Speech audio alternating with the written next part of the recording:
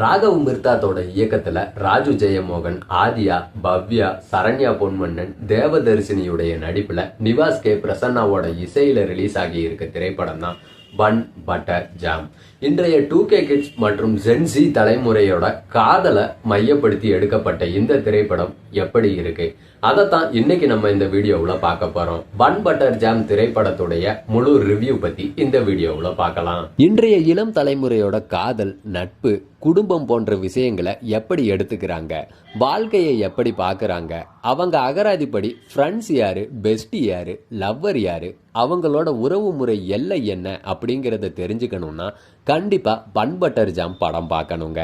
ராகவ் மிர்தாத் தான் இயக்கி இருக்காரு. இன்ஜினியரிங் கல்லூரி மாணவரா நம்ம பிக் பாஸ் ராஜு நடிச்சிருக்காரு.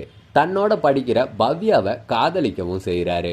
ஆனா அவர் பக்கத்து வீட்டில் வாழ்ந்துட்டு இருக்க இன்னொரு ஹீரோயின் ஆதியாவை தனது மகனுக்கு கல்யாணம் பண்ணி வைக்கணும் அப்படின்ட்டு நினைக்கிறாங்க ராஜுவுடைய அம்மாவான சரண்யா பொன்வண்ணன். ஆனா ஆதியா பாத்தீங்கன்னா பப்புவை காதலிக்கிறாங்க. இதுக்கு இடையில ராஜு உயிர் நண்பனான மைக்கேல் காதல்லையும் பிரச்சனை.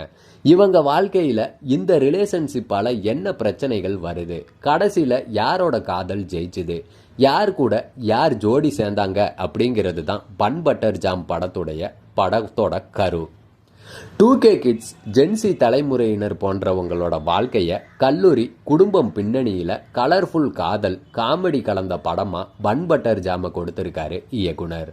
அதனால சீனுக்கு சீன் புதுமையா விறுவிறுப்பா இருக்குங்க. இப்படித்தான் இன்றைய இளம் தலைமுறையினர் வாழ்றாங்கன்ட்டு அழகா சொல்லப்பட்ட திரைக்கதை படத்தை ரசிக்க வைக்குது. புது புது கேரக்டர் அறிமுகம், காமெடி திருப்பங்கள்னு கதையே பாதி வெற்றியை கொடுத்துடுச்சு.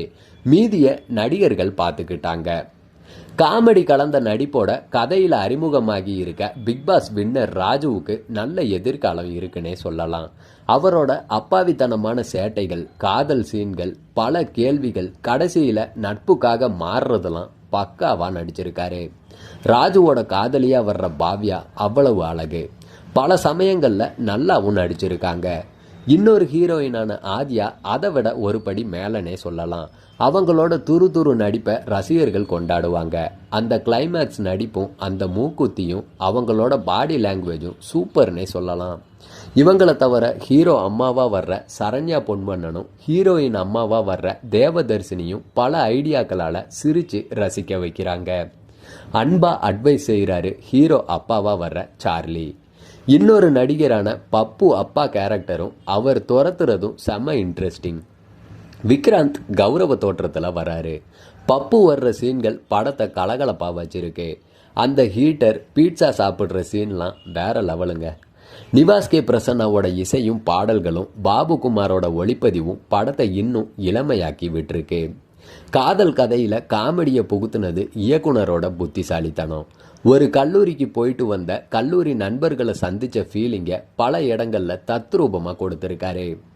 கல்லூரி, வீடு சம்பந்தப்பட்ட சீன்களும், காதல் சீன்களும், கிளைமேக்ஸ் வசனங்களும் இது யூத்ஃபுல் படம் அப்படிங்கிறத சொல்லாம சொல்லுது. அந்த ரேகிங் சீன் ஆகட்டும், கிரிக்கெட் மட்டையோட அடிக்கிற வர்ற சீன்களை இன்னும் எத்தனை படத்துல தான் காட்டுவாங்களோ. அந்த டிஷ்யூ பேப்பர் சீன் தேவையா ராஜு? படம் முழுக்க ஏகப்பட்ட இடங்கள்ல சிகரெட் பிடிக்கிற சீன். எல்லா மாணவர்களும் இப்படியா என்ன? அந்த ஓவர் பில்டப் காலேஜ் பாடல் ரொம்ப ஓவர். நண்பனுக்காக அவர் டக்குன்னு மாறுறத பலராலையும் ஏற்றுக்க முடியாது.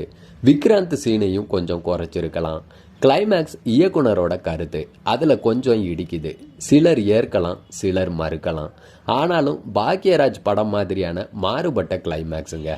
இளம் தலைமுறை, ஜென்சி தலைமுறையினர் வாழ்க்கையை படம் பிரதிபலித்து சொல்லி இருக்கு. அந்த வயதினர் கொண்டாட்டமாக பார்க்கலாம்.